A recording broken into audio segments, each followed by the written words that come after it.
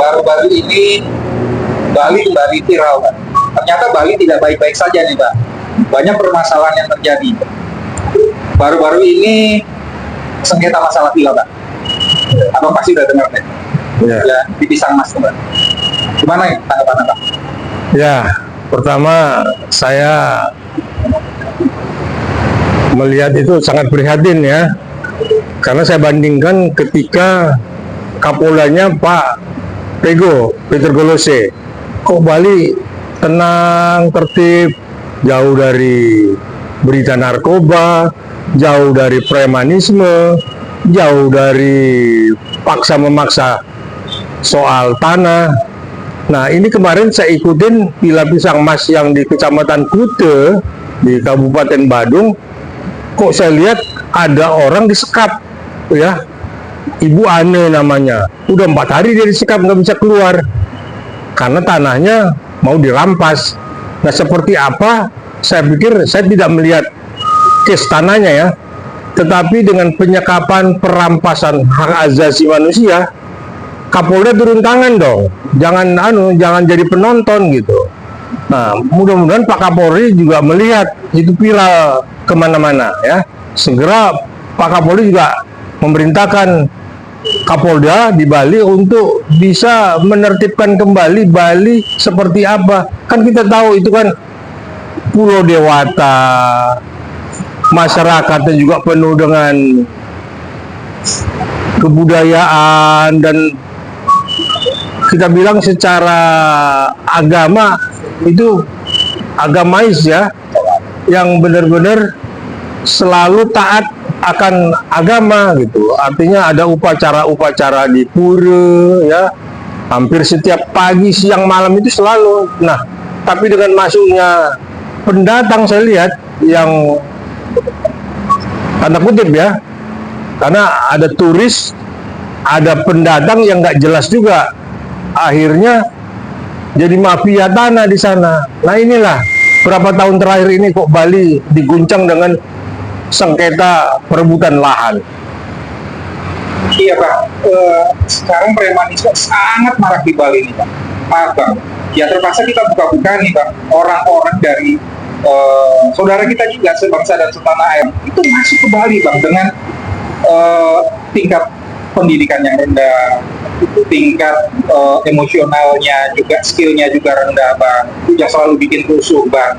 Suka mabok-mabokan, suka membunuh, suka membawa senjata kemana-mana, nantang-nantang. Itu gimana tuh, Bang? Nah, itulah makanya tadi saya sampaikan, berapa tahun terakhir ini saya lihat Bali sungguh mengerikan ya. Serasa kita juga ke Bali bukan mau rekreasi ya, jadi seolah-olah punya rasa ketakutan. Kita ketakutan sendiri, mau kita istirahat, kita mau ikut wisata, kita mau ikut juga upacara-upacara agama, merasa terganggu gitu.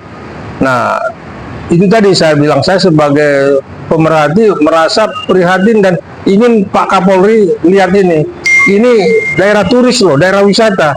Kalau terus-terusan seperti ini, saya pikir porak-poranda Bali dan rusak namanya di luar ya.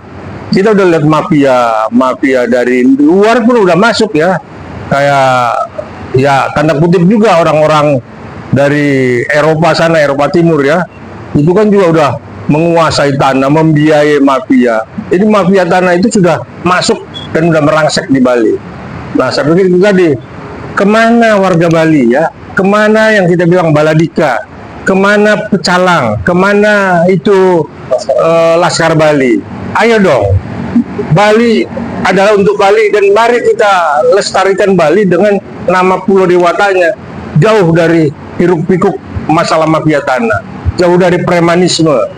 Nah, ini kan sudah warga setempat itu udah merasa nggak tenang ya, cemas ya, takut tanahnya tahu-tahu dirampas ya, penipuan soal tanah, notaris di sana pun juga sudah pada nakal ya, banyak akte bodong ya, hanya untuk mengambil tanah pura pun sekarang udah diintip sama mereka.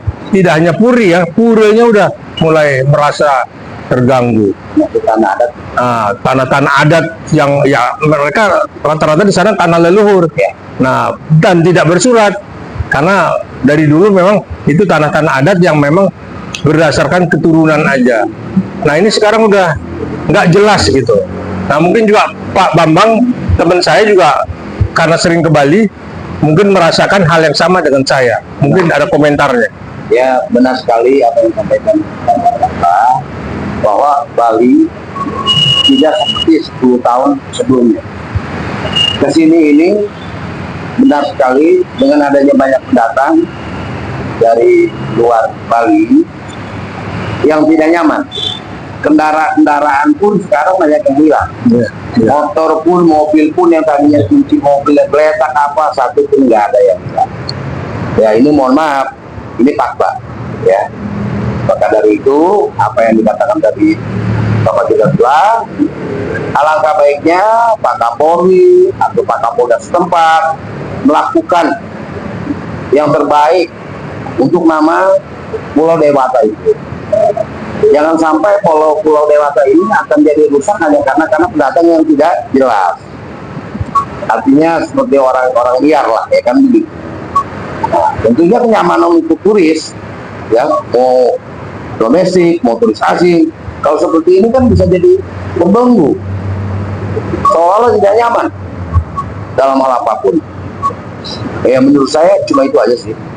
Yang terbaik Pak Kapolri itu ngambil sikap dan bertindak tegas. Iya, pada saat itu Bali punya ormas. Benar.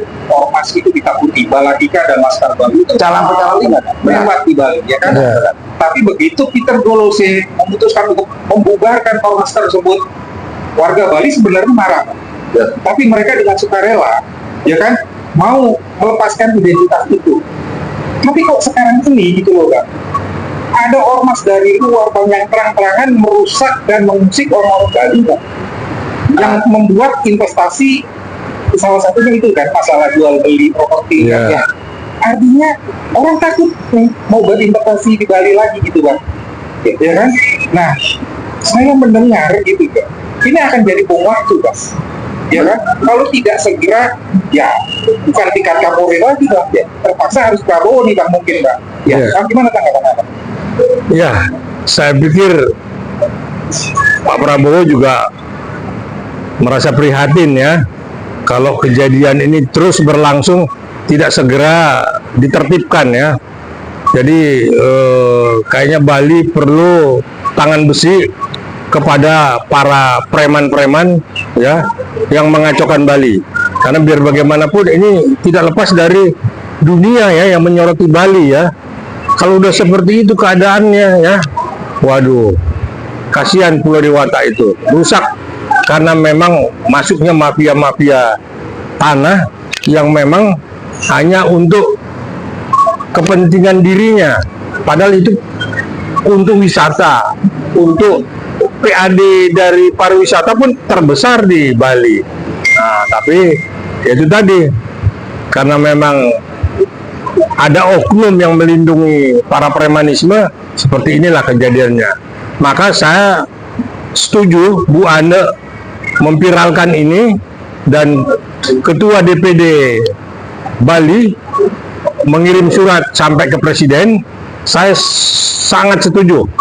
Dan ini mari kita lestarikan Bali, kita bersihkan Bali dari mafia-mafia yang mengganggu ketertiban umum.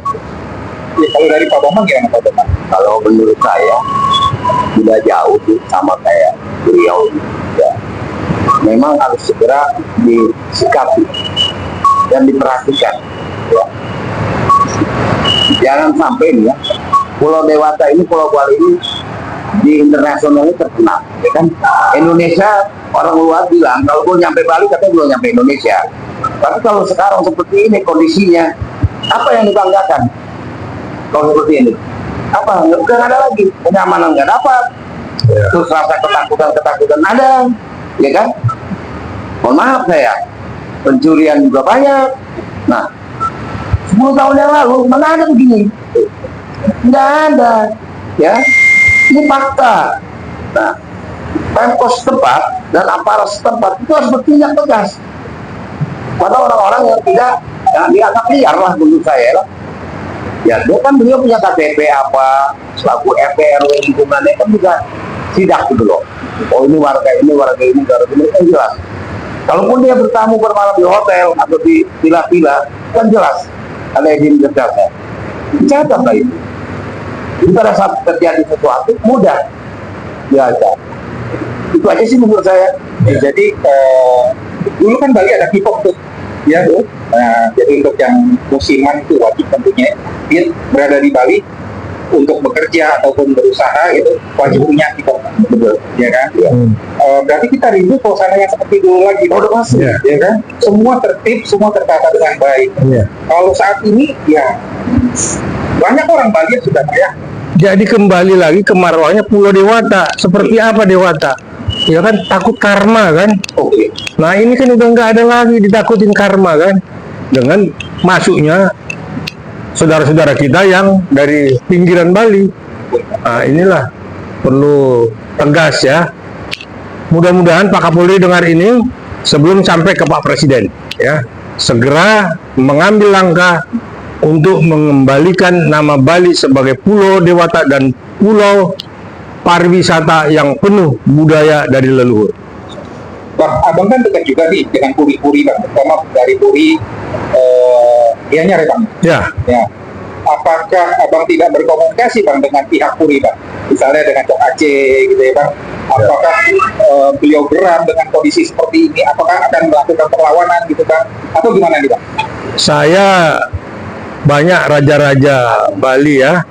Ya puri-puri yang saya dekat raja-rajanya ya. Mereka juga ngeluh ya. Ngeluh. Ya, mereka masih mempercayakan ini kepada pihak kepolisian ya. Kepada keamanan setempat ya. Namun kalau ini terus dibiarkan ya pasti masyarakat adat ya akan berontak dan akan berbuat kepada mereka-mereka yang selalu memaksakan kehendaknya, terutama kepada mereka pendatang, saudara-saudara kita yang mengambil merampas hak seseorang. Karena di sana masih banyak tanah adat, tanah-tanah puri yang memang secara keturunan itu tidak bisa diperjualbelikan. Nah, tapi ini sekarang udah kita lihat mereka sudah memaksa untuk mengambil, memaksa untuk menjual, segala macam cara dilakukan. Nah itulah makanya Bu Ane tampil seperti itu. Saya pikir inilah cikal bakalnya ya untuk supaya kepolisian dalam hal ini Pak Kapolri bertindak ya untuk bagaimana Bali kembali kepada 10 tahun yang lalu. Demikian ya, saya dengan Pak Bambang kebetulan pemerhati Bali juga, dan saya juga kebetulan sering di Bali melihat. Karena saya ada kantor di Bali ya, saya praktisi hukum. Nah, saya lihat Bali sedang tidak ada baik-baik. Terima kasih.